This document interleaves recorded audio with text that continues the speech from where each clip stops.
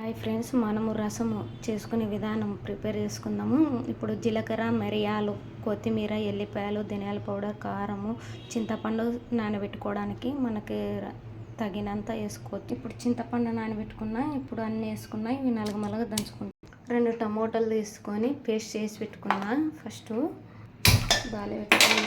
బాగా పెట్టిన వేడైన తర్వాత బాగా వేడైంది, కొంచెం ఆయిల్ వేసుకుంటున్నా మనకు తగినంత రసానికి. పాలు వేడెక్కింది, జీలకర్ర ఆవాలు వేసుకుంటున్నా. టమోటా పేస్ట్ వేసుకొని బాగా కొద్దిగా పసుపు వేసుకోవాలా.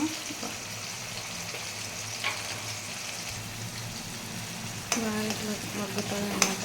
చిన్న సిమ్లో పెట్టుకొని బాగా మగ్గిన తర్వాత కొద్దిగా కరివేపాకు వేసుకోవాలా.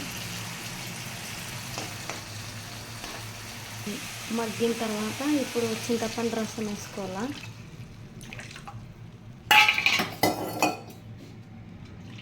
మనకు తగినంత రసం, తగినంత ఉప్పు వేసుకోవాలి. ఉడుకుతూ ఉంది కాబట్టి అది మనం ప్రిపేర్ చేసుకున్న పౌడర్ మొత్తం వేసుకోవాలి. మనం కలుపుకోవాలి ఇట్లా.